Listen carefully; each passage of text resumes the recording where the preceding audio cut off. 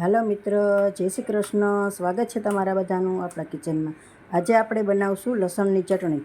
તો એના માટે મેં ડુંગળી લીધેલી છે, ટમેટું લીધેલું છે, આદું, 2 તીખા મરચાં, કેપ્સિકમ ને લસણની ચટણી. તો હવે આપણે બધું સારી રીતે કટ કરી લઈશું. તો બધું સુધારાઈને તૈયાર છે. હવે આપણે વઘાર મારી લઈશું. 2 ચમચા જેટલું તેલ લઈ લઈશું.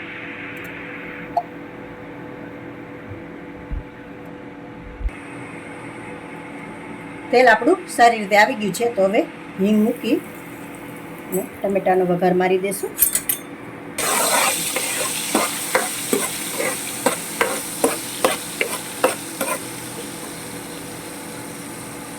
મરચાં અને આદું છે એ પણ એડ કરી દઈશું.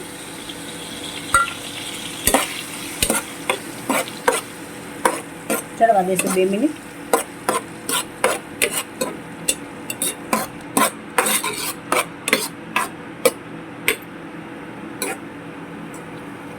તો આપણે ડુંગળી એડ કરી દઈશું.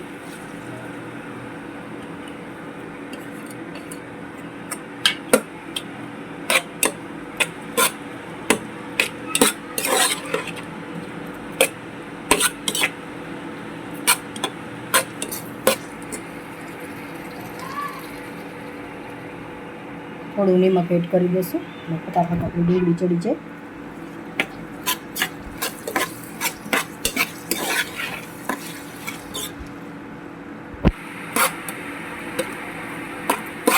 એક ચમચી લસણની ચટણી એડ કરી દઈશું. સારી રીતે મિક્સ કરી લઈશું.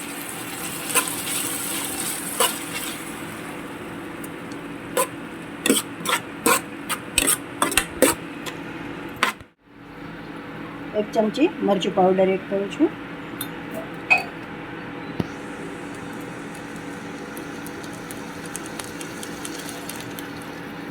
એક ચમચી ગરમ મસાલો, થોડી ખાંડ,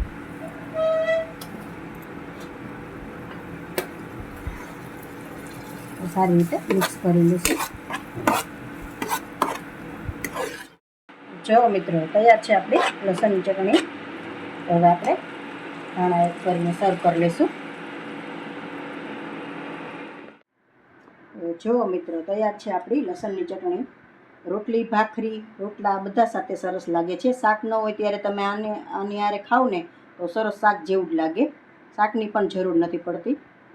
તો જો મિત્રો, તમને મારી આ રેસીપી પસંદ આવી હોય તો લાઈક કરશો, કોમેન્ટ કરશો, તમારા મિત્રોમાં શેર કરશો.